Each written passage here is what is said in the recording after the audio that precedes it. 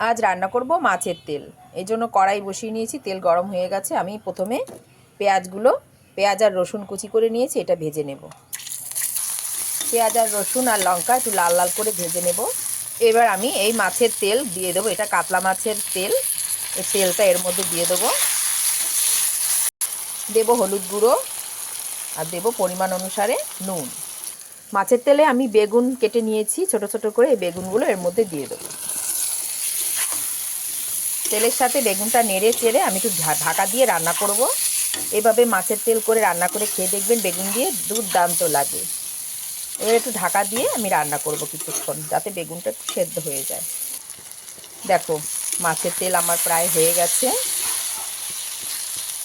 এবার এখানে আমি একটু ব্যালেন্স ঠিক রাখার জন্য একটু 1 চামচ চিনি দিয়ে দেবো। যে কোনো খাবারে রান্না করার সময় চিনি দিয়ে দিলে একটু রান্নার স্বাদটা দ্বিগুণ বেড়ে যায়। বেগুন দিয়ে এভাবে মাছের তেল করে রান্না করে খেয়ে দেখবেন বন্ধুরা, দুর্দান্ত লাগে, খুব সুন্দর লাগে খেতে। এখানে আপনারা ধনের পাতা দিতে পারেন, আমার কাছে নেই তাই আমি দিতে পারলাম না। এবার আমি মাছের তেল নামিয়ে নেব। দেখো, মাছের তেল আমি নামিয়ে নিয়েছি। কীরকম হয়েছে দেখতে অবশ্যই বলো। ভালো লাগলে লাইক কমেন্ট করে দিও, সাবস্ক্রাইব করে পাশে থাকবেন বন্ধুরা।